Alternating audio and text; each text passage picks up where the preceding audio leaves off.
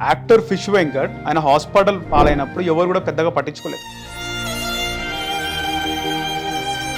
ఒక నటుడు ఫేస్ చేస్తున్న బాధలని కూడా రాష్ట్ర ప్రభుత్వం దృష్టికి తీసుకెళ్ళినాడు తెలంగాణ ఫిషరీస్ చైర్మన్ మెట్టు సాయి కుమార్ గారు.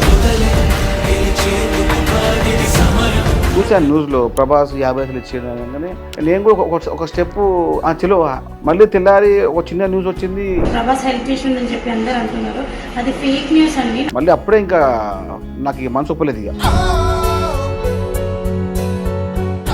ఎన్ని పగరవాళ్ళు ఒంకర్ తింకర్ మాట్లాడినా బీఆర్ఎస్ పార్టీ గగ్గోలు పెట్టినా కూడా ఇచ్చిన ప్రతి హామీని మేము నెరవేర్చి తీరుతాం. 2500 ఇస్తున్నారు, పెన్షన్లు రాలేదు, 4000 ఇస్తున్నారు, వికలాంగులు మాకు 6000 ఇస్తున్నారు అనేది వాళ్ళ బాధ ఉంది.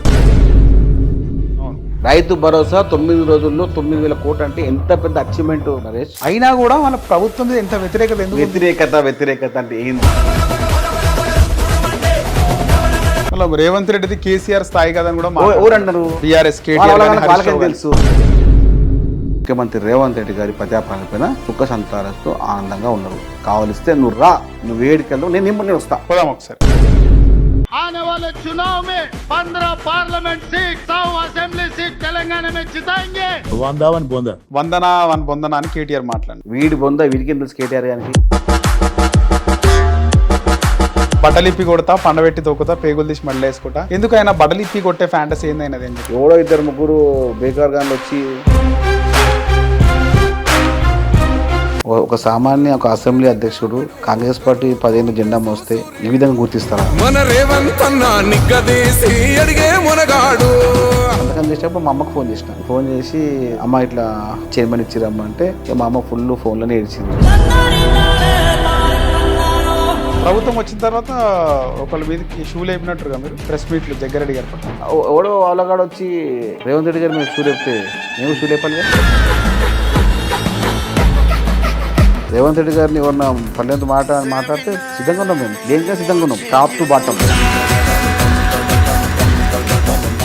నమస్తే, వెల్కమ్ టు హిట్ టీవీ. నేను నరేష్.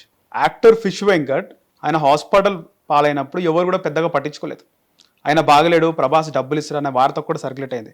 కానీ తెలంగాణ ప్రభుత్వం నుంచి ఒక వ్యక్తి బయటకు వచ్చి ఆయన ఆర్థికంగా సాయం చేయడంతో పాటు ఆ మరుసటి రోజే మంత్రి వాకిటి శ్రీహరిని తీసుకొచ్చి పరామర్శింపజేసి ఆయనతో కూడా ఆర్థిక సాయం, అలాగే ఆ తర్వాత కాంగ్రెస్ పార్టీ రాష్ట్ర నాయకులు మైనంపల్లి హనుమంతరావు ఆయనను కూడా తీసుకొచ్చి పరామర్శింపజేసి 1,00,000 రూపాయలు ఇప్పించడం జరిగింది. ఇంకా కూడా మంత్రులతో మాట్లాడడం, ముఖ్యమంత్రి వరకు కూడా తెలంగాణకు సంబంధించినటువంటి ఒక ఆర్టిస్ట్, ఒక నటుడు ఫేస్ చేస్తున్న బాధలని కూడా రాష్ట్ర ప్రభుత్వం దృష్టికి తీసుకెళ్ళినాడు తెలంగాణ ఫిషరీస్ చైర్మన్ మెట్టు సాయి కుమార్ గారు. ఆయన మనతో పాటు ఉన్నారు, ఆయనతో మాట్లాడదాం. సార్ నమస్తే. ముఖ్యంగా మీకు నిజంగా థ్యాంక్ యూ చెప్పాలి, ధన్యవాదాలు చెప్పాలి. ఎవరికి కూడా బిజీ షెడ్యూల్లో టైం ఉండదు. అంత పెద్ద ఆర్టిస్టు ఎన్టీఆర్తో, ప్రభాస్తో, పెద్ద పెద్ద హీరోలతో ఆయన నటించిండు. ఒక మా నుంచి కానీ లేకపోతే ఒక ఆర్టిస్ట్ అసోసియేషన్ నుంచి కానీ ఏదైనా నటుల నుంచి కానీ తెలంగాణకు సంబంధించినటువంటి నటులు ఎవరు కూడా వచ్చి స్పందించలేదు, ఏమైందని కూడా అనుకోలేదు. కానీ మీరు పోవడమే ఒక అచీవ్మెంట్, అంటే పోయి పరామర్శించడం మీకు ఉన్నటువంటి ఒక నైతిక బాధ్యత లాగా అనుకోవచ్చు. కానీ మీరు ఒక మంత్రిని, ఎమ్మెల్యేలని, రాష్ట్ర నాయకులను తీసుకుపోయి ఆర్థిక సాయం చేపిస్తున్నారు ఫిష్ వెంకట్కి. ఈ విషయంలో మీకు ఖచ్చితంగా ధన్యవాదాలు, థ్యాంక్ యూ ఎంత చెప్పినా కూడా తక్కువే. నరేష్ గారు, ఇప్పుడు ఒక విషయం, అంటే తెలంగాణ రాష్ట్రం ఏర్పడిన తర్వాత తెలంగాణ యాస భాష విషయంలో నాకు స్పష్టమైన అవగాహన వచ్చింది. కానీ 20 ఏళ్ళకు మునుపు ఉమ్మడి ఆంధ్రప్రదేశ్ రాష్ట్రంలో తెలంగాణ భాషని చాలా సినిమాల్లో స్పష్టంగా తెలంగాణ యాస, భాష, సంస్కృతి, వ్యవహారాలు ఏ విధంగా హైదరాబాద్లో మాట్లాడతాము, ఏ విధంగా పల్లెటూరులో మాట్లాడతామని చెప్పి దాన్ని స్పష్టంగా తీసుకొచ్చడంలో నేను 2 వ్యక్తులను చాలా అభిమానిస్తాను. ఒకటి నర్సింగ్ యాదవ్ గారిని, ఒకటి ఫిష్ వెంకట్ గారిని. ఫిష్ వెంకట్ గారు ఈ విధంగా ఉండడం చూసి, అంటే గతంలో యాక్చువల్లీ నేను చాలాసార్లు చూశాను, దగ్గరగా గమనించే వ్యక్తి కూడా. కానీ ఆరోగ్యం మరీ ఇంత క్షీణంగా కావడం అంటే నాకు కొంచెం చాలా బాగా అనిపించింది. మనకు తెలిసిన వ్యక్తి, మనం అభిమానించే వ్యక్తి ఒక చేపలు పట్టి చేపల వ్యవహారంలో వారి కుటుంబం అంతా ఒక కులానికి కాకుండా ఒక రాష్ట్రానికి దగ్గరైన కుటుంబం కూడా ఈ విధంగా ఇబ్బందులు ఉంటే నాకు ఆ దినమంతా నాకు నేను పనుకోలేదు. నైట్ అంతా నాకు మొత్తము ఏంది పరిస్థితి, ఏంది అట్లా ఏందని చెప్పి తెల్లారే వెళ్ళిపోయాను. నా తోచిన సహాయం నాతో పాటు, అదేవిధంగా నాకు తెలిసిన వ్యక్తులు, అదేవిధంగా రాష్ట్ర మంత్రి వాకిటి శ్రీహరి గారితో, అదేవిధంగా నాకు తెలిసినటువంటి జగ్గారెడ్డి గారితో, మన మైనంపల్లి హనుమంతరావు గారితో, వారితో కూడా సహాయం చేయించాను. చెప్పను అంటే మనకు చేయాల్సిన ప్రతి బాధ్యత మన పైన ఉంది. మంచి చేస్తే దానికి చెప్పుకోవడం మనకు నచ్చదు ఫస్ట్ పాయింట్. కానీ మంచి చేయాలని ఉద్దేశం ఉండాలి, చేయాల్సిందే. నేను అంటే చూశాను న్యూస్లో ప్రభాస్ 50 లక్షలు ఇచ్చేయగానే నేను కూడా ఒక స్టెప్పు చలో అనుకున్నాను. మళ్ళీ తెల్లారి ఒక చిన్న న్యూస్ వచ్చింది, అది అలా ఇవ్వలేదు, ఒకటి ఫేక్ కాల్ అని చెప్పారని చెప్పడంలో మళ్ళీ అప్పుడే ఇంకా నాకు ఇక మనసు ఒప్పలేదు. ఇక వెళ్ళిపోవడం, అక్కడ కూర్చొని మాట్లాడడం, అదేవిధంగా నలుమూల ఉన్నటువంటి అందరు సంఘ సభ్యులందరితో మాట్లాడడం, చాలామంది నాకు తెలిసిన వ్యక్తులతో మాట్లాడడం చేయడం జరిగింది. ఎందుకంటే కొంతమంది అరుదుగా ఉంటారు అంటే రేర్ పీసెస్ని మనం ఎప్పుడు మిస్ చేసుకోవద్దు. అంటే ఒక్కొక్క రాయిని పక్కన పెట్టి వజ్రాన్ని మనము పాడివేస్తాం. చాలాసార్లు జరిగింది అట్లా. నేను చాలామంది చెప్పాను కూడా, మా అసోసియేషన్ వాళ్ళకు కూడా, ఏంది మీ స్పందన ఏంటంటే కూడా కొంతమంది స్పందించడం మాకు తెలియదు. ఇక దిల్రాజు గారు కూడా వాళ్ళు మాట్లాడని చెప్పారు. దిల్రాజు గారు అసోసియేషన్ వాళ్ళు కూడా ముందుకు రావాలి. ఎందుకంటే తెలంగాణ సంస్కృతిని, తెలంగాణ భాషని ఒక నటుడిగా కింది స్థాయి నుంచి వచ్చి వారి యొక్క నటనని తెలంగాణ ఉమ్మడి తెలుగు రాష్ట్రాలకు పరిచయం చేసి ఎన్నో సినిమాలు నటించి కళాకారులకు దగ్గరగా అనిపించే ఫిష్ వెంకట్ గారిని ఈ విధంగా వదిలేయడం అంటే కొంచెం బాధ అనిపించింది. మానవత్వం లేకుని మనిషి ఉన్నా ఒకటి లేకున్నా ఒకటి.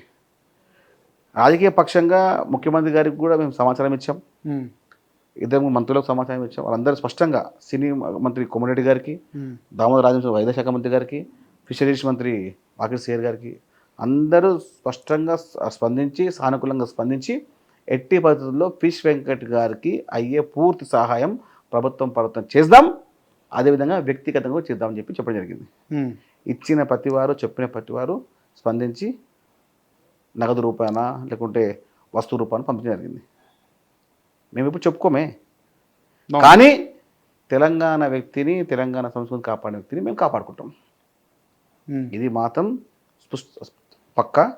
ఎవరు ఏమనుకున్నా, ఎవరు ఏమనుకోకున్నా ఫిష్ వెంకట్ అనే వ్యక్తిని, ఒక కళాకారుణ్ణి, తెలంగాణ సంస్కృతిని, తెలంగాణ భాషని నలువైపులా వ్యాప్తి వ్యక్తిని మేము కన్నులో పెట్టి, కడపలో పెట్టి చూసుకుంటాం. సో మీరు రెస్పాండ్ అయినందుకే తర్వాత మంత్రి గారు కూడా రావడం జరిగింది, వాకిటి శ్రీహరి గారు. మీలాంటి పర్సన్ ఇన్వాల్వ్ కాకపోతే మంత్రి రావడం చాలా కష్టం అవుతుంది. అట్లా కాదు అంటే ఆయన కూడా, ఆయన వాకిటి శ్రీహరి గారు చాలా సేవా దృక్పథం, ఆయన చాలా ఇలాంటివి అంటే చెప్పకుండా కూడా చేసే రకం. మంత్రి గారికి ఒక స్పష్టమైన వ్యక్తిత్వం ఉంది. మీరు శనివారం వెళ్ళినారు, ఆదివారం మంత్రి గారిని తీసుకొని ఇమీడియట్ రెస్పాండ్. ఆయన కూడా ఫోన్ చేశారు. అంటే రాజకీయంగా చాలా మట్టుకు నరేష్, మేము అంటే మా పార్టీ కానీ, కాంగ్రెస్ పార్టీ కానీ, మా నాయకులు కానీ స్పందన చాలా మంచిగా ఉంటుంది.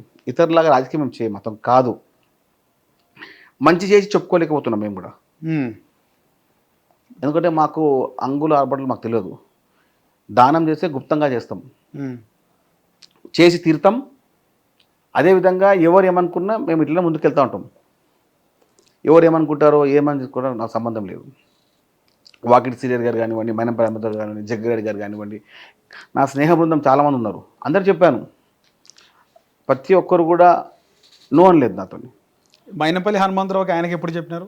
మొన్న రాత్రి చెప్పాను, ఇట్లుంది అన్న. అంటే తప్పకుండా అన్న. అంటే ఒక వ్యక్తికి అంటే మనము స్థాయిలో ఉన్నాము, ఈ మాత్రం సహాయం చేయకపోతే నరేష్, మనమున్న పదవికి, మనమున్న స్థానానికి మనం ఏం చేయాలనుకుంటే మన చేతితో అది మంచి చేయాలి.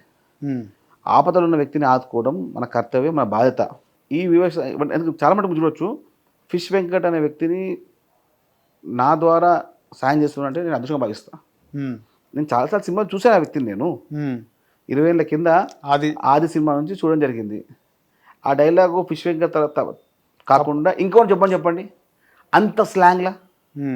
ఆది సినిమాలో ఆ సీన్ ఉంటుంది, ఎక్కడ జైల్లో అనుకుంటా, జైల్లో వచ్చి కూర్చుంటే చిన్నగా ఉంటాడు, లేదు కాదు ఎన్టీఆర్ పెద్దగా ఉంటాడు, పెద్ద పెద్ద అవుతాడు. ఆ తర్వాత వీళ్ళందరూ జైల్లో ఉంటారు. ఆ సమయంలో మన ఫిష్ వెంకట్ చెప్పిన డైలాగు చిన్న తొడగొట్టు చిన్న, తొడగొట్టు ఆ డైలాగు ఆ స్లాంగ్ చూస్తే ఇప్పుడు కూడా కళ్ళ ముందు వస్తుంటుంది.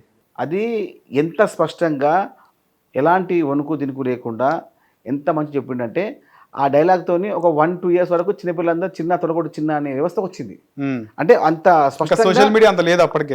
అంత స్పష్టంగా పోయింది ఏది సమాజంలోకి ఆ డైలాగు, ఆ ఎన్టీఆర్ నటన. అంటే చాలామంది వాళ్ళు నటిస్తారు కాబట్టి వాళ్ళు సహకరించుకోవాలి. అది చేయకుండా ఇప్పుడు ఏదో టీవీలోకి వచ్చి ముందుకు వచ్చి మాట్లాడేసి మేము సహకరిస్తున్నాం, సహకరించుకోండి. మంచి అనేది ఎప్పుడు మనతో పాటు ఉంటుంది. మా అసోసియేషన్ వాళ్ళు సహకరించాలి, పూర్తి సహకారం చేయాల్సిందే వాళ్ళే. మేము సాయం చేస్తాం కానీ వాళ్ళు మీ పూర్తి బాధ్యత, మూల స్తంభం బాధ్యత మీదే. ఎందుకంటే మీ సంస్థలో మీ కళాకారునిగా 20-25 ఏళ్ళ పాటు అలా పనిచేస్తున్నాడు, చాలా ఇబ్బందులు ఉన్నాడు. కాబట్టి ఒక నిరుపేద కుటుంబాన్ని ఆదుకుంటే మా అసోసియేషన్కి ఏమన్నా ఇబ్బంది అవుతుందా? వారికి ఏమన్నా బిల్డింగ్ కూలిపోతుందా? చేయాలంటే ఎంతసేపు పెద్ద వ్యవస్థ, 5 లక్షలు 10 లక్షలు లేకుంటే ఓ సానుభూతంగా వచ్చి కలవడము మాత్రం లేకుంటే ఎట్లా? వారిపైన నాకైతే అసలు నమ్మకమే లేదు. వాళ్ళని చూస్తుంటే అట్టుగా వాళ్ళ పేరు తీయదు అసలు. ఇన్ని రోజులైనా కూడా తీయదు. అంటే ఈ తెలంగాణ నటులు ముఖ్యంగా వేణుమాధవ్ విషయంలో కూడా అప్పుడు కూడా పెద్దగా స్పందన లేదని వాళ్ళ కుటుంబ సభ్యులే చెప్పారు. ఆ తర్వాత వేణుమాధవ్ గారు చనిపోయిన తర్వాత కూడా ఏం రాలేదు అనే విధంగా కుటుంబ సభ్యులు, ఆయన ఇల్లు కూడా తర్వాత అమ్మేసినారు అని కూడా తెలిసింది. సో అంటే తెలంగాణ నటుల విషయంలో ఈ విధంగా వ్యవహరిస్తుందంటారా? అంటే తెలంగాణ వచ్చిన తర్వాత కూడా అంటే వివక్ష ఉందంటారా? వ్యవహారాల్లో మార్పు రావాల్సిందే. మా ఆర్టిస్ట్ అంటే మూవీ ఆర్టిస్ట్ అసోసియేషన్ వాళ్ళ వ్యవహారాల్లో మార్పు రావాలి.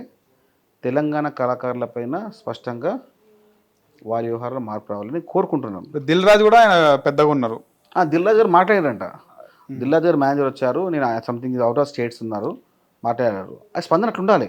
మనం పని చేస్తామా ఇస్తామా స్పందన లేకపోతే అంటే సమాజానికి సంకేతాలు తప్పవుతాయి.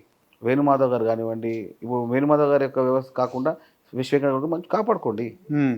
సమాజంలో ఇలాంటి వాళ్ళు అరుదుగా ఉంటారు.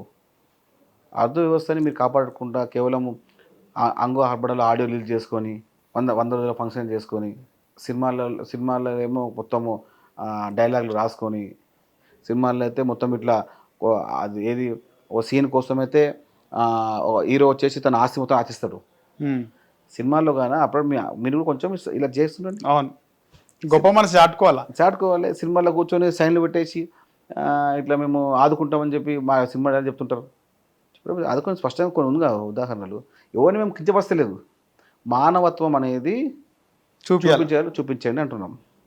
మళ్ళీ ఇట్లా మెట్సాక్ మరి ఇట్లా అన్నాడు అంటే స్పష్టంగా అంటున్నాను. నేను మూవీ ఆర్టిస్ట్ అసోసియేషన్ వారి యొక్క వ్యవహారం కొంచెము మార్పు తెచ్చుకుంటే చాలా బాగుంటుంది. ముఖ్యంగా తెలంగాణ కళాకారుల బృందం పైన, తెలంగాణ నటులపైన, తెలంగాణ జూనియర్ ఆర్టిస్టులపైన మీ యొక్క వ్యవహారం మార్పు రావాల్సిందే. చాలామందిని తీసుకెళ్ళి మీరు అంటే పరామర్శింపజేయడము, వాళ్ళకి అండగా నిలవడం, తర్వాత వాళ్ళ కుటుంబ సభ్యులు ఏమన్నారు మీతో? అంటే చాలాసార్లు ఫోన్ చేసి ఏడ్స్ చేస్తారు. చాలాసార్లు మొన్న ఫోన్ చేసి అన్న థ్యాంక్ యూ, చాలా ఇబ్బందుల్లో ఉండే మీరు రాకపోతే తెలియకపోయేది, అందరూ ప్రభాస్ 50 వచ్చని చెప్పి అందరూ బ్యాక్ అయిపోయారు. కానీ తెలంగాణ అంటే ఒక మెసేజ్ని ఇవ్వడం కోసం నేను పని చేయలేదు. ఒక నటునికి నేను సహాయం చేయడానికి నేను ముందుంటాను. తెలంగాణ యాసని భాషని కాపాడే వ్యక్తి ముందుంటాను చెప్పి చూపించుకోనికి తప్ప నాకు వీడియోస్ నాకు అవసరం కూడా లేదు. నేను ఎందుకు వచ్చానంటే ఫిషరీస్ చైర్మన్ ఉన్నాడు, ఆయన ఫిష్ వెంకట్ అని చెప్పి ఉన్నది.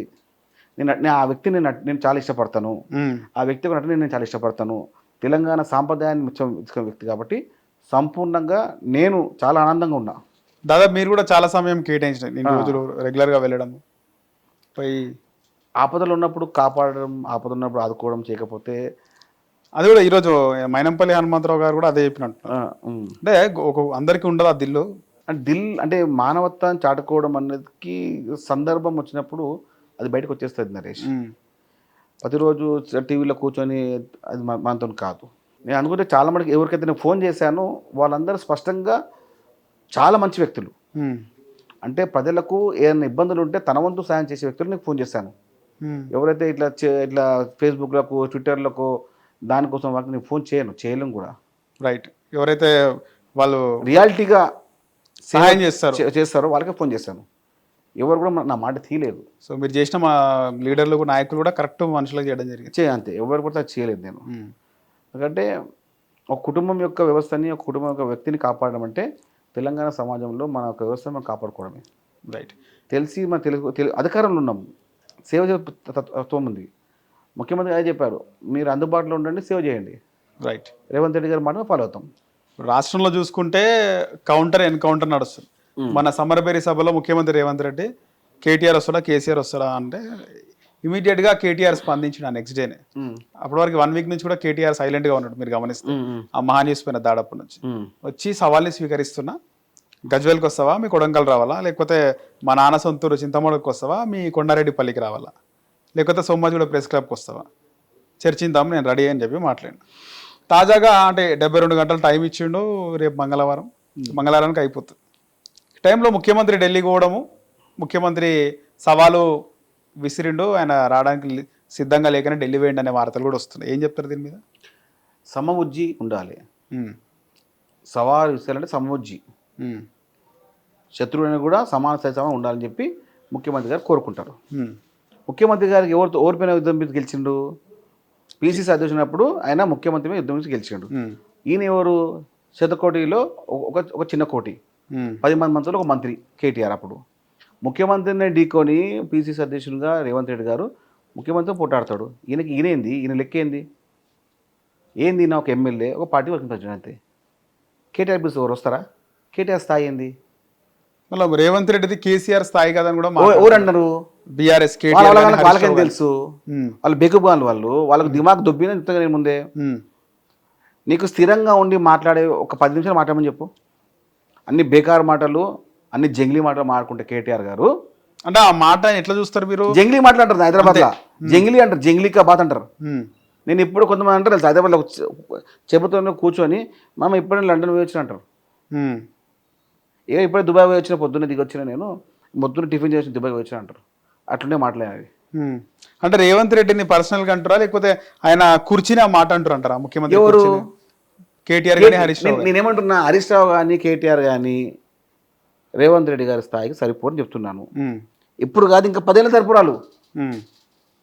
ఆయన చేసినంత పోరాటం చేయలేరంటారు. వీళ్ళు ఏం చేసి వీళ్ళు మా పుణ్యాన్ని అప్పుడు సిద్ధి నేను కుల్ల మాట చెప్పాలి నరేష్, ఒక మాట రాసుకో ఒక మాట చెప్తున్నా. 2009లో టీడీపీ అభ్యర్థిగా రేవంత్ అన్న గారు ఉండే ఏడా మన కొడంగల్ నుంచి. అవును, ఈయన కూడా అప్పుడు టీడీపీ అభ్యర్థి. ఈయన టీఆర్ఎస్ అభ్యర్థి, కూటమి అభ్యర్థి ఉండే. అప్పుడు రేవంత్ రెడ్డి గారు లేకపోతే ఈయన గెలకపోయేది.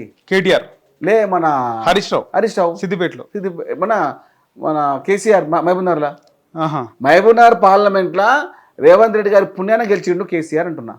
2009లో ఇది ఎవరు తెలియదు. చెప్పు, అడుగుపో. ఆయన సపోర్ట్ చేయడం జరిగింది. దమ్ముంటే మాట్లాడమాను.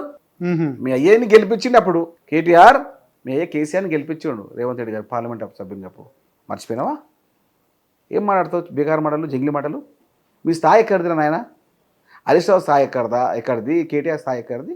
రేవంత్ రెడ్డి గారి గురించి మాట్లాడేది ముఖ్యమంత్రి. అప్పుడు ముఖ్యమంత్రి ఢీకొని పీసీ ఢీకొని ముఖ్యమంత్రి అయిన వ్యక్తి యనమల రేవంత్ రెడ్డి గారు. మర్చిపోయారా? నువ్వు పార్టీ వర్కింగ్ ఉంటే మా దగ్గర పార్టీ వర్కింగ్ 4 ఉన్నారు, వాళ్ళతో మాట్లాడు. ముఖ్యమంత్రి గారి గురించి మాట్లాడి చిల్లర మాట్లాడితే ఫేస్బుక్లో వస్తాం, ట్విట్టర్లో వస్తాం, ఇన్స్టాగ్రామ్లో వస్తాం, రీల్స్లలో వస్తామంటే అది మీ కర్మ, మీ గతి అధోగతే. నేను కుళ్ళే చెప్తున్నాను. తెలంగాణ సమాజంలో బీఆర్ఎస్ పార్టీని ఇష్టపడే కొంతమంది వ్యక్తులు ఉన్నారు కదా, మీకు సూచన చేస్తున్నా. మీకు ఒక మాట చెప్తున్నా, మంచి మాట చెప్తున్నా. మీకు వచ్చే అసెంబ్లీ ఎన్నికల్లో 5-10 సీట్లు కావాలి అసెంబ్లీ ఎన్నికల్లో అనుకుంటే ఈ కేటీఆర్ని హరీష్ రావుని తెలంగాణ రాకుండా చూసుకోండి అంతే. ఈ కేటీఆర్ని హరీష్ రావు తెలంగాణ భవన్ వస్తే మీకు నెక్స్ట్ వచ్చే ఎన్నికల్లో గుండు సున్నానే, అసెంబ్లీ ఎన్నికల్లో గుండు సున్నా వస్తుంది బీఆర్ఎస్ పార్టీకి. మొన్న సమరబేరి సభలో కూడా ముఖ్యమంత్రి రేవంత్ రెడ్డి ఆయన 100 సీట్లు కొడతాం ఈసారి అంటే దానిపైన కూడా ట్రోల్ అవుతున్నాయి. వందనా అని కేటీఆర్ మాట్లాడు. వీడి బొంద వీడికి ఏం తెలుసు? కేటీఆర్ గారికి ఏం తెలుసు? అయ్య కోసం అయ్యతోనే వచ్చి ఎమ్మెల్యే అయినావు, మంత్రి అయినావు. ఎక్కడ నీ ఏంది? నీ స్థితి ఏంది? నీ గతి ఏంది? నీ లెక్క ఏంది? నీ పత్రం ఏంది? నీ వ్యవహారం ఏంది? నీ మాట ఏంది? నీ ముచ్చటేంది? నేను కేర్ చేస్తున్నా కేటీఆర్ నిన్ను నీ ఇంటున్నా నీ మాటలు దమ్ముంటే ఉదయం 6 గంటల లోపని చెప్పు కేటీఆర్నా? కేటీఆర్ని ఉదయం తక్కువ 6 గంటలకు లేచి కూర్చొని మాట్లాడమని చెప్పు దమ్ము లేవాడు 6 గంటలకు లేవాడు. ఏ టైం లేస్తారు తెలుసా మీకైనా? అసలు ఏ టైం పంట తెలుసా మీకైనా?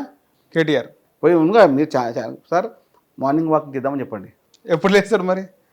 ఆయన పడుకునేది 4 గంటలకు పొద్దున. ఏం చేస్తారు ఆ టైం దాకా? ఏం చేస్తాడు ఏం కథ అది నేను అడుగుతా, ఏం చేస్తాడు ఏం కథ?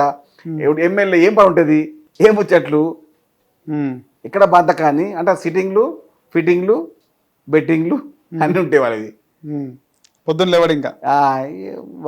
వాళ్ళకి ఏంటంటే రేవంత్ రెడ్డి గారితో పోటీ కొంచెమన్నా ఉండాలి. అర్జునుడు ఎప్పుడు కర్ణుడే సమూజ్జి, యుద్ధం యొక్క వ్యవహార శైలి. యుద్ధానికి సమూజ్జి చాలా అవసరము. కేటీఆర్కి సమూజ్జే కాదు రేవంత్ రెడ్డి గారికి. కేటీఆర్ స్థాయి అయింది, ముచ్చటైంది. నరేష్ నవ్వుతారు ఎవరో చూస్తే. ఎక్కడ రీసెంట్గా చూసుకుంటే ఫోన్ ట్యాపింగ్ వ్యవహారంలో సినీ నటుల ఫోన్లు ఎక్కడ ట్యాప్ కాలేదని చెప్పి ఇప్పటిదాకానే తాజాగా వచ్చిన అప్డేట్. అంటే సినీ నటులే కానీ హీరోయిన్ల ఫోన్లు ట్యాప్ కాలేదని తేలింది. ఎలాంటి ఫోన్లు ట్యాప్ కాలేదు, ఆధారాలు ఏం లేవు, సినీ తారల ఫోన్లు ట్యాప్ అయినట్టు అని చెప్పి పోలీసులు చెప్తున్నారు. చెప్పవచ్చు ట్యాప్ అయినా కాలేదో తెలియకపోవచ్చు, కానీ రాజకీయ నాయకులు ట్యాప్ అయినాయి కదా. కాంగ్రెస్ పార్టీ బీజేపీ పార్టీ వాళ్ళ సొంత బీఆర్ఎస్ పార్టీ నాయకులు ఫోన్ ట్యాప్ అయినాయి కదా. ఎందుకు చేసిరు, ఎవరు చేసిరు, ఎవరు చేయమన్నారు? బీఆర్ఎస్ పార్టీ కాంగ్రెస్ పార్టీ నాయకులు ఫోన్ ట్యాపింగ్ చేయకపోయి ఉంటే అప్పుడే రేవంత్ రెడ్డి గారు 100 సీట్లు గెలుస్తుండే 18లో 23లో. బీఆర్ఎస్ పార్టీ దుర్మార్గులు కొంతమంది ఫాల్తుగాన్లు కాంగ్రెస్ పార్టీ నాయకుల ఫోన్ ట్యాపింగ్ చేయకపోయి ఉంటే దాదాపుగా సీఎం గారు మొన్న 100 సీట్లు అని చెప్పి ఆ 100 సీట్లు మేము అప్పుడే గెలిచేది. ఇప్పుడు కూడా పెద్దం కాదు, రాసుకోండి 6-8 సీట్లు వస్తాయి బీఆర్ఎస్ పార్టీకి అసెంబ్లీ వచ్చే ఎన్నికల్లో. సింగిల్ డిజిట్ అంటారు. ఇది రాసుకోండి ఇప్పుడే. 3 ఏళ్ళ తర్వాత ఎన్నికలు ఇప్పుడు చెప్తున్నా మీకు నరేష్ గారు, రాసుకోండి. 7వ తారీఖు 7వ నెల 2025 మాట్లాడుతున్నా. అది కూడా 7 వస్తుంది ఈరోజు. 777 ఈ మాట చెప్తున్నా. ఏడ్చుకుంటారు వాళ్ళు. బీఆర్ఎస్ పార్టీకి వచ్చే సీట్లు 7. కానీ గ్రౌండ్ లెవెల్లో పరిస్థితి ఇంకా అన్ని గ్యారంటీలు హామీలు నెరవేర్తలేవు. అంటే ఉచిత బస్సు తిరుగుతున్నా కూడా మహిళలందరూ 2500 మాకు ఎప్పుడు ఇస్తారని అడుగుతారు. నేను పర్సనల్గా తిరిగినప్పుడు వ్యతిరేకత గ్రౌండ్ లెవెల్లో. నేను చెప్తున్నాను, ఇచ్చిన ప్రతి హామీ నేను నెరవేరుస్తాం. అంటే ఎన్నికల్లోపు నిర్వహిస్తారా ప్రతి ఒక్కటి? ఎందుకంటే ఇప్పుడిప్పుడే వ్యవహారము అంటే రాజకీయ వ్యవహారం కానీ, అధికారుల వ్యవహారం కానీ, మొత్తం వ్యవస్థ వ్యవహారం కానీ, సంస్థల వ్యవహారం అని ఇప్పుడిప్పుడే ఒక స్థిరంగా అవుతూ ఉన్నది. ఇప్పుడు నువ్వు ఎంత ఉన్నా కూడా ఒక ఇల్లు కట్టిన తర్వాత స్లాబ్ ఇంటికి వెళ్ళిపోతావు, ఇంటికి పో కదా. ఏం చేస్తావు? దాని లోపల వ్యవహారంలో ఎక్కడ వాస్తు రావాలి, ఎక్కడ మనం బెడ్రూమ్ రావాలి, ఎక్కడ కిచెన్ రూమ్ రావాలి, ఎక్కడ దేవుని రూమ్ రావాలి, ఎక్కడ మనం కూర్చుంటే బాగుంటుంది అని చెప్పి మనం వాస్తు ప్రకారంగా కూర్చొని చేస్తేనే కానీ ఆ ఇంటికి పోలేము. మన ఇంటి మరొక కుటుంబం చేయలేము. ఇది అట్లనే సేమ్ రాష్ట్రంలో ఎక్కడ ఏం చేయాలి, ఎప్పుడు చేయాలని స్పష్టమైన అవగాహన ఉంది నరేష్. ఎవరు ఎన్ని కుట్రలు, ఎన్ని కుతంత్రాలు, ఎన్ని పగరవాళ్ళు ఒంకతింకర మాట్లాడినా బీఆర్ఎస్ పార్టీ గగ్గోలు పెట్టినా కూడా ఇచ్చిన ప్రతి హామీని మేము నెరవేర్చి తీరుతాం 100కు 100%. నరేష్ ఇప్పుడు మీ ఊర్లో పోయి అడుగు నరేష్, పోయి స్పష్టంగా నువ్వు అడుగు కూర్చొని ఒక జర్నలిస్ట్గా అడుగు, మీ ఊర్లో అడుగు, వాళ్ళకి ఏం వస్తలేవు అడుగు, ఏం వచ్చినా అడుగు, పెన్షన్లు ఏం వచ్చినాయి అడుగు, ఏం వస్తలేవు అడుగు. వచ్చిన శాతం 80% ఉంటుంది. వచ్చిన పథకము 80% ఉంటుంది. కానీ ప్రజలు అన్ని చెప్తున్నా, ఇప్పుడు అడుగు. మీ ఊరు ఏ ఊరు మంది? అంటే మనది 4 ఫాదర్స్ 6 సికింద్రాబాద్. పోయి అడుగు. ముందుగా మీ మామని అడుగు, మీ మేనమామని అడుగు, మన అమ్మమ్మని అడుగు. విలేజ్ లో తిరిగినాం 80% పైగా పథకాలు చేరుతున్నాయి. ఎక్కడున్నా అక్కడ 15% చేరుతలేదు. ఆ దాన్ని కూడా స్పష్టంగా సంపూర్ణంగా ఇచ్చి తీరుతాం. కానీ మహిళలు ముఖ్యంగా చూసుకుంటే మీరు అన్నట్టు నేను చాలా విలేజెస్ తిరిగినప్పుడు ఫ్రీ బస్ తిరుగుతున్నాం, ఫ్రీ కరెంట్ కూడా కొంతమందికి వస్తుంది అంటున్నారు చాలా వరకు కూడా. కానీ ప్రజలు చెప్పుకోవడానికి వేరే వాళ్ళకి షేర్ చేసుకోవడానికి మాత్రం షేర్ చేసుకోవట్లేదు. ఇంకా కావాల పథకాలు. 2500 ఇస్తున్నారు, పెన్షన్లు రాలేదు, 4000 ఇస్తున్నారు, వికలాంగులు మాకు 6000 ఇస్తున్నారు అనేది వాళ్ళ బాధ ఉన్నది. ప్రతి వారికి అర్హత ప్రతి కుటుంబానికి. ఇంతకు మునుపు ఈ ముచ్చట నువ్వు అడగాలి. ఇంతకుముందు ఇంట్లో ఇద్దరికి పెన్షన్ ఇస్తుండే.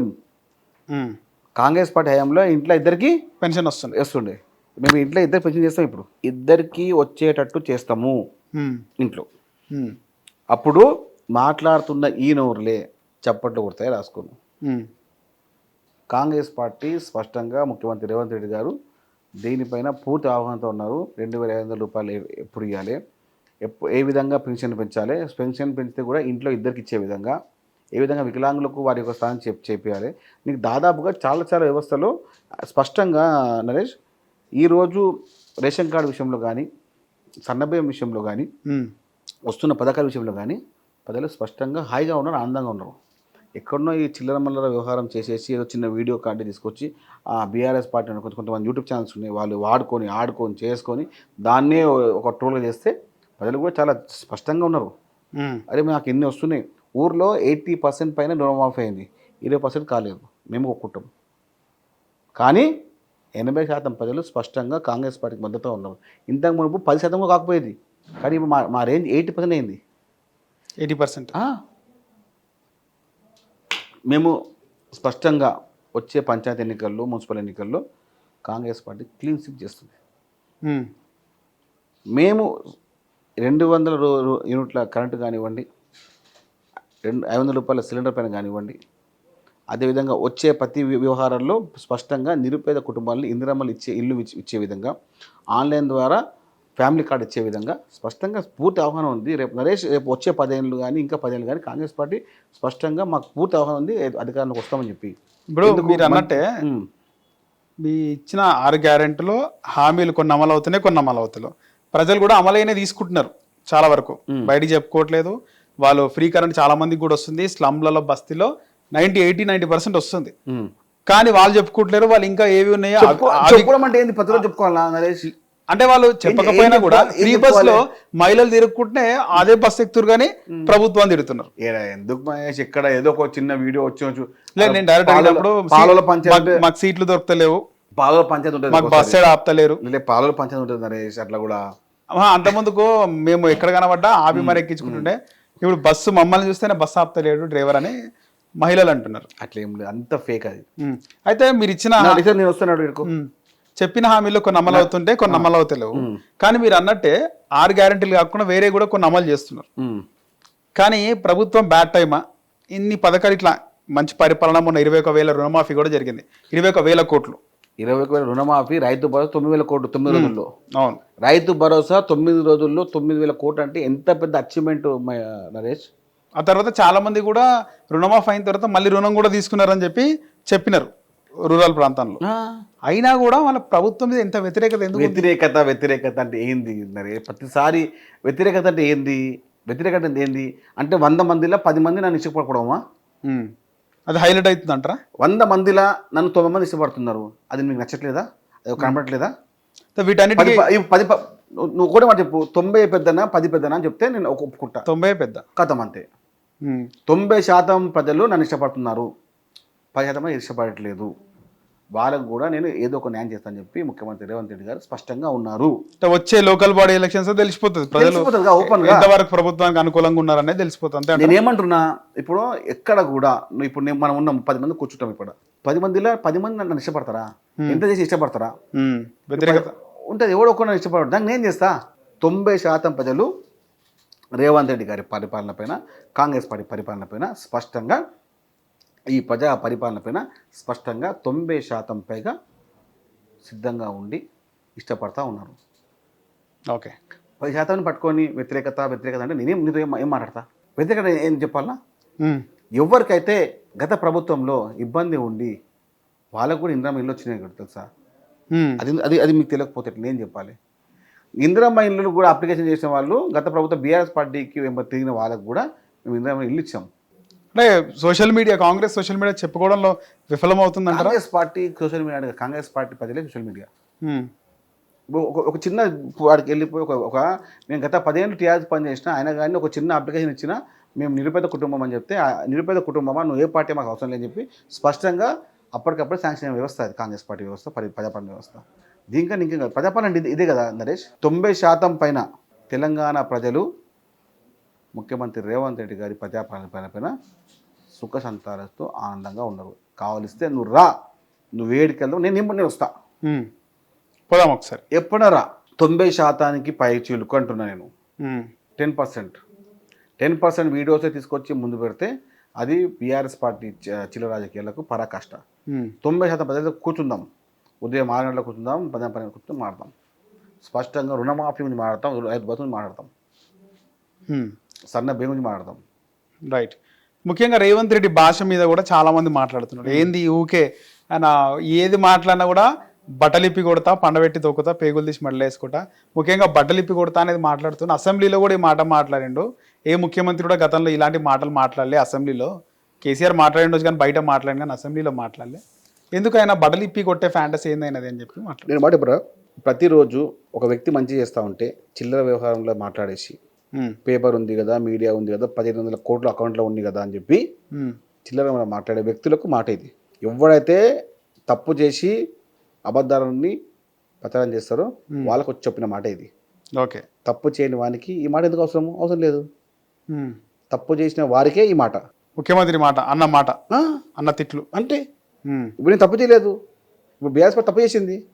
ఎస్, ప్రతిరోజు ఆయన ముఖ్యమంత్రి అయిన తర్వాత ఎవడో 2-3 బేకార్గాన్లు వచ్చి వంక దగ్గర మాట్లాడితే ఎవడు భయపడతామా? చిల్లర పలుకులు పలికే వాళ్ళని. కాబట్టి అంటారు కదా, లాతోకే బూత్, బాతోకే బూత్, చెల్తేకే బూత్. రైట్. అంటే కొన్ని దయాలు చెప్తే ఉంటాయి, కొన్ని దయాలు తిరితే ఉంటాయి, కొన్ని దయాలు తంతే ఉంటాయి. ఈ 3 వాడతాడు, ఆ 3కైనా సమానం అవుతాడు. ఓకే. ఇక్కడ అంటే రేవంత్ రెడ్డి కేసీఆర్ స్థాయి కాదని మాట్లాడే వాళ్ళకి కౌంటర్లుగా రీసెంట్గా కొన్ని వచ్చినాయి. కవితను ఒప్పుకోవట్లేదు, సొంత చెల్లి కూడా ఒప్పుకోవట్లేదు, నువ్వు నాయకుడిగా ఆమెను ఒప్పుకోవట్లే, కేసీఆర్ మా నాయకుడు అంటుంది అని చెప్పి రీసెంట్గా సీతక్క కూడా మాట్లాడేది. నిజం అది. నేనేమన్నా ఇప్పుడే మీకు గత అసెంబ్లీలో 39 సీట్లు గెలిచిన మీరు వచ్చే అసెంబ్లీలో 10-8 సీట్లు గెలవాలనుకుంటే హరీష్ రావుని, కేటీఆర్ని, తెలంగాణ బీఆర్ఎస్ పార్టీని ప్రేమించే వాళ్ళిద్దరిని అడిగి బీఆర్ఎస్ బంక్ రానిక చూసుకోండి. వీళ్ళు కూడా బీఆర్ఎస్ బంక్ వచ్చారనుకోండి, 0 సీట్లు వస్తాయి బీఆర్ఎస్ పార్టీకి వచ్చే అసెంబ్లీ ఎన్నికల్లో. ఓకే. వీళ్ళిద్దరూ రాకపోతే వచ్చే 5-6 సీట్లు పక్క వస్తాయి. రీసెంట్గా నువ్వు చూసుకుంటే మహా న్యూస్ పైన దాడి కానీ అంత ముందు నుంచి కానీ ఆ తర్వాత కానీ జగదీష్ రెడ్డి కూడా మాట్లాడుతుంది. ఎప్పుడు మాట్లాడినా నీళ్ళ విషయంలో చంద్రబాబుకి సపోర్ట్ చేస్తుంటారు రేవంత్ రెడ్డి. చంద్రబాబు ఎట్లా అంటే అట్లా ఒత్తాసు పలుకుతుండు. చంద్రబాబుని తిట్టుకుంటూ ఇంకా చంద్రబాబే తెలంగాణ ద్రోహం చేస్తుండు. రేవంత్ రెడ్డి ఏం మాట్లాడతలేడు, నీళ్ళు ఎత్తుకపోతుంటే అని మాటికి ఇది వారానికి ఒకసారి వినిపిస్తుంది. రీసెంట్ టైమ్స్లో ఎక్కువ వినిపించింది. ఏం చెప్తారు? సంతకాలు చేసింది ఎవరు, కూర్చొని ముచ్చట్లు పెట్టింది ఎవరు, ముఖ్యమంత్రి ఆంధ్ర ముఖ్యమంత్రి ఎవరు అలింగం చేసుకుంది ఎవరు, ఆంధ్ర ముఖ్యమంత్రితో వాళ్ళ ఇంటికి పోయి చేపల పులుసు, తెలంగాణ ముఖ్యమంత్రి ఒక మంత్రి ఇంటికి చేపల పిలిచింది ఎవరు, చేపల పులుసు తినేసి రాయలసీమ రతనాలసీమ కావాల్సింది అన్నది ఎవరు? మర్చిపోయినావా? పొట్టి జగదీష్ రెడ్డి మంత్రి ఉండే కదా, నువ్వేగా మంత్రి, అప్పుడు క్యాబినెట్ మంత్రి కదా నువ్వు కూడా. అవును. తెలియదా? ముచ్చట్లు మాట్లాడింది తెలియదా? సిగ్గులేని మాటలు మాట్లాడే ముందు జగదీష్ రెడ్డి గారు 2014 నుంచి 23 దాకా ముఖ్యమంత్రి ఎవరు ఉండే, అలా క్యాబినెట్ మంత్రి ఎవరు ఉండే, వాళ్ళని అక్కడికి పోయి ఒక మంత్రిగా పనిచేసావు నువ్వు కూడా అడుగుపో. అప్పుడు ఇరిగేషన్ మంత్రి ఎవరు? హరీష్ రావు. ఈయన కదా మీ ముఖ్యమంత్రి కదా అప్పుడు. ఇరిగేషన్ శాఖని దగ్గర పెట్టుకొని ముచ్చట్లో ఒక 2 కాఫీలు తాగి సంతకాలు చేసి మాకు ఇంత నీళ్ళు కావాలి అని సంతకాలు పెట్టింది ఎవడు? ఏ దుర్మార్గుడు, ఏ బట్టేబాజీ? అడుగుపో.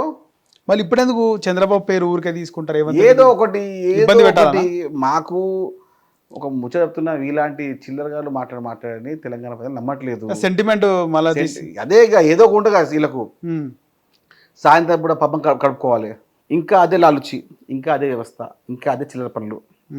ఈ చిల్లర మనుషులకు ఎంత చెప్పినా అర్థం కాదు. ముఖ్యంగా బీఆర్ఎస్ పార్టీకి దాసోహం చేసే బీఆర్ఎస్ పార్టీ ఉంటారు కొంతమంది. పొద్దుల్లోనే భజన కొట్టి కొట్టి కొట్టి కొట్టి కొట్టి కొట్టి ఆ డోర్ కొడతారు. ఇలా రకాలు ఇవి. వాడు ఈరోజు మాట్లాడదు వేస్ట్. తెలంగాణ రాష్ట్రంలో, తెలంగాణ ప్రజల్లో బీఆర్ఎస్ పార్టీ ఇక లేదు. మహాన్యూస్ పైన దాడిని ఎట్లా చూస్తారు? జర్నలిస్ట్ వ్యవస్థ పైన దాడి చేయడం అంటే నిజాలని రాయొద్దు, మేము చెప్పిందే వినాలి, మేము చెప్పిందే సత్యం అని మాట్లాడే కొంతమంది వారికి ఇలాంటి వ్యవహారము మంచిగా అనిపిస్తవచ్చు. దాడి చేసాం, ఇబ్బంది పెట్టాం అనిపించవచ్చు. కానీ సవ్య సమాజంలో ఇది చాలా చాలా తప్పు. మహాన్యూస్ పైన దాడి చేసిన ఎంత అని కూడా వదిలే సమస్య లేదు. జర్నలిజం పైన ఇలాంటి అవక్క దివక్కను మాట్లాడి ఏదో శాసిస్తాం అని అనుకుంటే, మేము ఇంకా అధికారంలో అనుకుంటే ఇంకా కూడా దాడి చేస్తాం, కొన్ని ఇంకా 2-3 ఛానల్ ఉన్నాయని జగదీష్ రెడ్డి అంటుండు. వదిలిపెట్టాం, ఎడ దాక్కున్నా దాడి చేస్తాం. జగదీష్ రెడ్డికి ఏం కావాలి? అప్పుడు బ్లాక్మెయిల్ వ్యవస్థ మనడు, బెదిరించే వ్యవస్థ, చిల్లర మాటలు, చిల్లర వ్యవస్థ. ఇక జగదీష్ రెడ్డి కూడా పట్టించుకుంటారు. జగదీష్ రెడ్డి లాంటి థర్డ్ క్లాస్ వాళ్ళు మాట్లాడే వ్యవస్థ ఇప్పుడు లేదు. ముఖ్యంగా దాడి చేసింది అంతా కూడా ఎస్సీ ఎస్టీ బీసీ బిడ్డలే. జగదీష్ రెడ్డి మాట్లాడతారు, కేటీఆర్ మాట్లాడతారు. ఉద్యమంలో కూడా ఈ బిడ్డలే బలిదానాలు చేసినారు. మొన్న దాడి చేసిన కూడా మీకు తెలియదు ఏముంటుంది, గేలు శ్రీనివాస్ యాదవ్ అందరూ బహుజనులే. ముందు పెట్టి ముచ్చట్లు మాట్లాడే ఈ దుర్మార్గులకు చెప్తున్నా, బీఆర్ఎస్ పార్టీ మాట్లాడే చిల్లర మార్గులకు మీరు ప్రలోభాలు కాకండి. బీసీలను, ఎస్టీలను, మైనార్టీలను వాడుకొని వారు పబ్బం కలుపుకునే దుర్మార్గులు, దగాకోర్లు. కాబట్టి వాళ్ళ మాటలు నమ్మకండి. దయచేసి బీఆర్ఎస్లో పనిచేసే బీసీ, ఎస్టీ, మైనార్టీ పిల్లలే చెప్తున్నాను. ఫైనల్గా మొన్న రోషయ్య గారి విగ్రహం పెట్టినారు. వాస్తవానికి ఆయన కాంగ్రెస్ పార్టీ ముఖ్యమంత్రిగా ఉన్నాడు. కానీ గతంలో ఆయన ముఖ్యమంత్రిగా ఉంటేనే తెలంగాణ ఎట్టి పరిస్థితుల్లో తెలంగాణ రానివను, అడ్డుకుంటాను ఆయన గతంలో మాట్లాడినాడు ప్రత్యక్షంగా. నేను తెలంగాణకు వ్యతిరేకి, నేను ఒప్పుకోనని కూడా మాట్లాడినాడు. సో అలాంటి తెలంగాణ వ్యతిరేకిని ఇప్పుడు తెలంగాణ గడ్డ పైన ఆంధ్ర సంబంధించిన వ్యక్తివి ఆయన విగ్రహం పెట్టడం అవసరమా అని కూడా మాట్లాడుతున్నారు. ఏదో ఒకటి మాట్లాడకపోతే వీళ్ళకి పొద్దుపోకూడదు. ఆయన రాష్ట్ర ముఖ్యమంత్రిగా పనిచేసిండు, సీనియర్ కాంగ్రెస్ పార్టీ నాయకుడు. అది కూడా వాసవి వాళ్ళ కులపోలు పెట్టుకుంటే ఈయన సీఎం గారు పోయి చేసిండు. వాసవి ట్రస్ట్ వాళ్ళు పెట్టుకున్నారు, వాసవి ట్రస్ట్ వాళ్ళు పెట్టుకున్నారు. నారవేశ కార్పొరేషన్ చైర్మన్ సుజాత కల్వ సుజాత వాళ్ళ కుల సంబంధించిన కుల వ్యవస్థ పెట్టుకున్నది. ఏమైనా అధికారంగా పెట్టలేదు కదా, ఎందుకట్లా మాట్లాడతారు వేస్ట్ మాటలు. ఆయన జాతీయ నాయకుడు అలా కాంగ్రెస్ పార్టీ జాతీయ పార్టీ నాయకుడు, ఓ జాతీయ సంబంధించిన పెద్ద వ్యవస్థ చేసినారు. దాని కూడా చిన్న మాట ఏంటండి, ఎంతోమంది దుర్మార్గులు కేసీఆర్, ఎంతోమంది మన తెలంగాణ వ్యతిరేకులను అది మాట్లాడి ముచ్చట్టు కూర్చొని బిర్యానీ మర్చిపోయారు. కాంట్రాక్ట్లు కానీ వాడు కానీ వీడు కానీ ఎందుకు మారుతారు? ఇలాంటి చిల్లర పలుకులు పలికే వాటికి మనం సమాధానం చెప్పడం బెస్ట్. రైట్. చిన్న వయసులోనే మీకు కూడా మంచి పదవి వచ్చింది. ఎప్పటి నుంచి కాంగ్రెస్ పార్టీలు ఉన్నారు? అసలు ఈ స్థాయికి పదవి రావడానికి కారణము ఏంది? గోల్ ఉండేనా ముందే మీకు ఎమ్మెల్యే కావాలని ఉండేనా, లేకపోతే అనూహ్యంగా ఈ ప్రభుత్వం ఏర్పడ్డాక చైర్మన్? కొంచెము ఒక చిన్నది సంఘటన అయింది నరేష్, చిన్న సంఘటన అయింది. అది చాలా పెద్ద సంఘటన, అదే చాలా పెద్ద చిన్న సంఘటన, చాలా పెద్ద మార్పు. అది ఏందది అంటే ఏమైందంటే, మేము బేసిక్గా స్పోర్ట్స్ మ్యాన్. మేము స్పోర్ట్స్ మ్యాన్ ఉంటే హైదరాబాదే. అయితే మేము సిటీలోనే. అయితే ఒక పెద్ద స్పోర్ట్స్ మ్యాన్కి మేము ఆయన ఫ్యాన్స్ అనమాట. ఇక ఆయన చూసి మేము ఒక స్పోర్ట్స్గా ముందుకెళ్ళేది. ఆయన ఒకసారి ఒక పెద్ద ఫంక్షన్ పోయే ముందు బయట నిల్చొని వెయిట్ చేస్తూ ఉన్నాడు, గంటసేపు వెయిట్ చేస్తూ ఉన్నాడు. ఎవరు ఎందుకు వస్తారంటే ఒక పెద్ద నాయకుడు వస్తున్నాడు అని చెప్పాడు. చూస్తే కూడా ఆ పెద్ద నాయకుడు కాదు, మామూలు నాయకుడు. ఆయన కోసం వెయిట్ చేస్తూ ఉన్నాడు. చేస్తూ ఉంటే నాకు అనిపించింది, ఒక నాయకుని కోసం ఈయన గంటసేపు వెయిట్ చేస్తే రేపు మనం ఎక్కడ వెయిట్ చేయాలి? మనం ఏం నమ్ముకున్నాం కదా పొలిటికల్ అంటే మన స్పోర్ట్స్లో అంటే ఆయనే వెయిట్ చేస్తున్నాడు. ఎవరి గురించి వెయిట్ చేస్తుండు? ఒక రాజకీయ నాయకుడి కోసం, ఒక మాజీ ఎమ్మెల్సీ సంథింగ్ ఎమ్మెల్సీ కాదు, ఒక పార్టీ అధ్యక్షుడు. అప్పుడు టీడీపీ పార్టీ ఒక అధ్యక్షుడు, జిల్లా అధ్యక్షుడు కూడా ఆయన వెయిట్ చేస్తూ టీడీపీ సంథింగ్ పార్టీ ఏదో పార్టీ ఒక పార్టీ అధ్యక్షుడు పోటీ చేస్తుంటే 40 minutes వెయిట్ చేస్తుండు. నేను దూరం కూర్చున్నా, కార్లో చూస్తూ ఉంటే ఎందుకు వెయిట్ చేస్తున్నా అంటే అప్పటి నుంచి నాకు తిరిగింది. ఏమంది అంటే మనము తిరిగింది, పొలిటికల్గా మనము ఎంట్రీ కావాలి, పొలిటికల్ అయితేనే మనకు గౌరవం ఉంటుంది, లేకపోతే మనం కూడా ఎక్కడన్నా ఒక దగ్గర ఊడిగం చేసేది ఉంటుంది అని చెప్పి స్పష్టంగా డిసైడ్ అయినా. ఆ రోజు డిసైడ్ అయిపోయినా, నైట్ 10:30 డిసైడ్ అయిపోయినా. అది అమృత సమయమో ఏ సమయమో తెలియదు. డిసైడ్ అయిపోయినా 2007, 2008, 2009 మధ్యలో ఒక చిన్న వ్యవస్థ చేసుకొని 2011 నుంచి స్పష్టంగా రాజకీయం స్టార్ట్ చేసిన. అప్పటి నుంచి కాంగ్రెస్ 2011 నుంచి కాంగ్రెస్. తర్వాత ఏమన్నా ట్రై చేసినారా? రీసెంట్గా ఎమ్మెల్యే ఏమన్నా ట్రై చేసినారా? ఎమ్మెల్యే ట్రై చేశాను 2014 నుంచి 2018. ఏ నియోజకవర్గం? గోషమహల్. మంచి మాస్ ఏరియా. ప్లాన్ చేసిన 3 సార్లు మిస్ అయింది, ఈసారి మిస్ కాదు. గోషమ్మాలు అంటే బీజేపీకి మంచి ఇది కదా. అంత ముందుకు ముఖేష్ గౌడ్ ఆయన ఉన్నారు, 2009లో కాంగ్రెస్ ఉండే, 14లో బీజేపీ, 18లో Line గా బీజేపీ వచ్చింది కాబట్టి ఉమ్. ఈసారి తప్పనిసరిగా కాంగ్రెస్ వస్తుంది. గోషమేళ్ళ కాంగ్రెస్ పార్టీ అంటే ఈ క్వశ్చన్ ఎందుకు అడిగిన అంటే మీకు కాంగ్రెస్ పార్టీలో చూసుకుంటే చాలా మంది ముఖ్యమంత్రుల కొడుకులు, ముఖ్యమంత్రి స్థాయి ఉన్నటువంటి వాళ్ళ కొడుకులు, ఎగ్జాంపుల్ పీజీఆర్ గారి కొడుకు అయినా ఎవరైనా, మీ కాన్స్టిట్యూన్స్ అన్నారు ముఖేష్ గౌడ్ గారి కొడుకు ఉన్నాడు, చాలా మంది వెలిగిన నాయకుల కొడుకులు ఉన్నారు, కానీ వాళ్ళు వెలుగుతలేరు వెలుగు. మీ ఏజ్ గ్రూప్ మీకన్నా పెద్దలు కూడా ఉన్నారు, మీతో సమానం ఉన్న వాళ్ళు ఉన్నారు, కానీ మీరు ఈ స్థాయికి వచ్చినారు.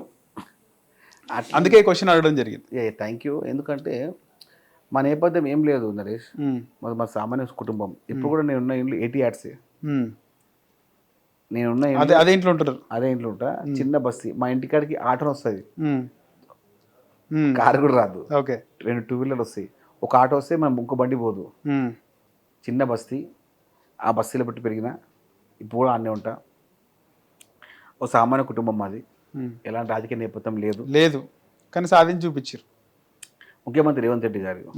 ఈ పోస్ట్ ఎక్స్పెక్ట్ చేసిరా మీరు? ఈ కార్పొరేషన్ పోస్ట్ ఎక్స్పర్ట్ ఉండే. అదే నాకు ఎప్పుడు నమ్మకం వచ్చిందంటే, మన నరేష్ గవర్నమెంట్ రాకముందు నాకు సీటు ఆల్మోస్ట్ కన్ఫర్మ్ అయిపోయింది గోషంలో. కొన్ని కారణం వల్ల టికెట్ రాకపోవడం. మొన్న ఎవరికి ఇచ్చారు కాంగ్రెస్? అక్కడ ఒక మహిళా కాంగ్రెస్ అధ్యక్షురాలకు ఇచ్చారు. Okay okay. రాకపోవడం వల్ల కొంచెం బాధ అనిపించింది. అప్పుడు పిసిసి అధ్యక్షుడు ముఖ్యమంత్రి గారు ఫోన్ చేశారు. ఆమె నాన్ లోకల్ అనుకుంటా కదా? నాలుగు ఏమైనా పొలిటికల్గా ఎక్కడి నుంచి పోటీ చేసుకోవచ్చు. రైట్. అయితే ఫోన్ చేసిరు అప్పటి పిసిసి చీఫ్ ముఖ్యమంత్రి రేవంత్ రెడ్డి. ఫోన్ చేసి పిలిపించారు. పిలిపించి ఇంటికి పిలిపించి జస్ట్ ఫ్యూ సెకండ్సే, నేనేం పోయిన, జస్ట్ పిలిచిండు. ఏ సాయి ఏం అంటే లే అన్న అంటే, డోంట్ వరీ గవర్నమెంట్ వస్తుంది, ఫస్ట్ లిస్ట్లో నువ్వు ఉంటావు అన్నాడు. ఏం మాట్లాడిన తనగా చెప్పేశారు. నేను వచ్చేసాను. ఇక గవర్నమెంట్ వచ్చింది, అట్లనే అయింది. సేమ్ అట్లనే పిలిచినారు. నేను కూడా పిలిచి ఒక దినం పిలిచి సాయంత్రం కూడా సైన్ తీసుకోరు అంతే. సీఎం ఆఫీస్కి పిలిచి చెప్పారు. ఒక 30 మంది పిలిచారు. ఇక నాకు 5 o'clock ఫోన్ వచ్చింది. 4:30 ఫోన్ వచ్చి please come to CM office అన్నారు. పిలిచారు. ఫస్ట్ నేను ఉన్నాడా అంటే అందరికి పిలిచా, నేను ఫస్ట్ పక్కనే కదా వెళ్ళిపోయాను. ఇక 7 వరకు అందరికి పిలిచి చెప్పేశారు, రేపు నుంచి మీరందరూ అఫీషియల్ ఆర్డర్స్ వస్తాయి మీ అందరికీ చెప్పి. రైట్.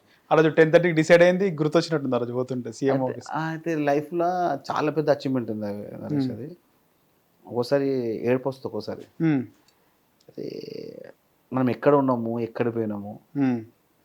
ఒక సామాన్య ఒక అసెంబ్లీ అధ్యక్షుడు కాంగ్రెస్ పార్టీ 10 ఏళ్ళ జెండా మోస్తే ఈ విధంగా గుర్తిస్తారా? ఎలాంటి పైరవి చేయలేదు, అలాంటి హిమ్మత్ వచ్చింది. పిలిచిన తర్వాత నా నంబరు, నా లక్కీ నంబరు ఎప్పుడు 4, నా నంబర్ 4. అలా నంబర్ 13 ఉంది అలా. ఓకే, 4 అయింది, అది కూడా వచ్చేసింది. చూసిన ఎంత సంతకం చేసినప్పుడు మా అమ్మకు ఫోన్ చేసిన. ఫోన్ చేసి అమ్మ ఇట్లా చైర్మన్ ఇచ్చిరమ్మ అంటే, మా అమ్మ ఫుల్ ఫోన్లోనే ఏడ్చింది. ఇక ఫోన్ చేసిన తర్వాత సంతకం చేసినప్పటికీ ఫోన్ అమ్మతో సంతకం చేయించి ఫోన్ చేశా. లైఫ్లో ఆ డేని ఎప్పుడు మర్చిపోలేము. అంతే. మార్చి 15 సాయంత్రం 5 గంటలకు 2024 లైఫ్లో మర్చిపోలేను. లైఫ్ ఇప్పుడు ఒక 38 ఏళ్ళ పిల్లగాడు రాష్ట్ర స్థాయి చైర్మన్గా కావడం సాధ్యమా అసలు? అదే అంటారు. నేను కూడా ఎక్కడ పోతున్నాం, ఎక్కడ పోవాలి అంటే, ముఖ్యమంత్రి గారు అంత స్పష్టంగా ఒక బీసీ నాయకుడిని, ఒక చిన్న తరహా కుటుంబ నాయకుడిని ఈ విధంగా ప్రేమించడం అంటే అరుదు నరేష్. నువ్వు ఎప్పుడైనా కానీ అంటే రాజకీయంలో వాడుకొని వదిలేస్తారు. అవును. కానీ రేవంత్ రెడ్డి గారు అట్లా కాదు, చాలా మంచి వ్యక్తి. ఆ వ్యక్తిత్వానికి ఎవరైనా దాసోహం కావాల్సిందే. ధర్మరాజులాగా, అర్జునులాగా, భీముల్లాగా అంటే పంచ పాండవులు కలిపితేనే రేవంత్ రెడ్డి గారు. ఇది నిజం. అది ఎందుకంటే నేను ఒక చిన్న లెటర్ కూడా ఇవ్వలేదు. నేను నాకు అర్జీ కూడా పెట్టుకోలేదు. డైరెక్ట్ ఆయన మైండ్లో పెట్టుకుంటూ అమ్మ తోడు అర్జీ కూడా పెట్టుకోలేదు. ప్రభుత్వం వచ్చిన తర్వాత ఒకళ్ళ మీదకి షూలు అయిపోయినట్టుగా మీరు ప్రెస్ మీట్లో జగ్గారెడ్డి గారి పక్కన అంటే ఎవడో వాళ్ళగాడు వచ్చి రేవంత్ రెడ్డి గారు మీరు షూ లేపితే నేను షూ లేపాలిగా. అది కొన్ని రోజులకి అనుకుంటా, 2-3 రోజులకు అనుకుంటా, 2-3 వారాలకు అనుకుంటా ముఖ్యమంత్రి అయిన తర్వాత. అంతేగా? ముఖ్యమంత్రి గారు అయిన తర్వాత 1 monthకి వాడు ఎవడో బాలకసుమన్ పలకసుమన్. లేకపోతే నేను అనుకోకుండా ఆడు షూ చెప్తే మేము షూ వేస్తాం మన మీద అది చేసా. దాని మీద నాకు ఎలాంటి ఇబ్బంది లేదే. ఎప్పుడు వచ్చినా మేము సిద్ధంగా ఉన్నాము. రేవంత్ రెడ్డి గారిని ఎవరన్నా పల్లెంతో మాట్లాడితే సిద్ధంగా ఉన్నాం. మేము దేనికైనా సిద్ధంగా ఉన్నాం, టాప్ టు బాటమ్. రైట్. చిన్న వయసులో మంచి పదవి చేపట్టినారు, ఇంకా మంచి రాజకీయ భవిష్యత్తు మీకు ఖచ్చితంగా ఉంటుందని కూడా మేము అనుకుంటున్నాం. ధన్యవాదాలు అన్న. Thank you Naresh. Hit TV app ఇందులో short news, live news, entertainment shows, movies, digital magazines తో పాటు మీ జిల్లా వార్తలను కూడా ఫ్రీగా చూడొచ్చు. ఇంకెందుకు ఆలస్యం, వెంటనే హిట్ టీవీ యాప్ ని డౌన్లోడ్ చేసుకుని ఫ్రీగా ఎంటర్టైన్మెంట్ పొందండి. Hit TV app. Hit TV app. Please download hit TV app. Hit TV యాప్ని ఫ్రీగా డౌన్లోడ్ చేసుకొని ఎంజాయ్ చేయండి. మీకు నచ్చిన ఎంటర్టైన్మెంట్ కోసం హిట్ టీవీ యాప్ ని ఫ్రీగా డౌన్లోడ్ చేసుకుని ఎంజాయ్ చేయండి. హిట్ టీవీ యాప్ని డౌన్లోడ్ చేసుకుని ఆస్వాదించండి, ఆశీర్వదించండి. ఇంతమంది సెలబ్రిటీలు హిట్ టీవీ యాప్ ని డౌన్లోడ్ చేసుకోండి అని చెప్తున్నారంటే ఎంత మంచి యాప్ ఆలోచించండి. అమెరికా అమెరికా అమెరికా అమెరికాలో చదవాలనుకునే వాళ్ళకి విశ్వసనీయమైన పేరు మన శౌర్య consultancy. UK Law 1 Year Masters. UK Law 1 Year Masters. 2 years work permit up to 5 years visa. Contact Saurya Consultancy. Contact 89851 89851.